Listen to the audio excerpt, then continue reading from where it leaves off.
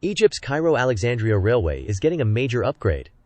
A €200 million contract has been awarded to Alstom. This important project will modernize the line, making travel safer and more reliable. Alstom's proven Urbalis signaling system will be key to this improvement. The system is designed to streamline operations, boosting efficiency. Completion is expected by 2027, which will enhance transportation between these crucial Egyptian cities.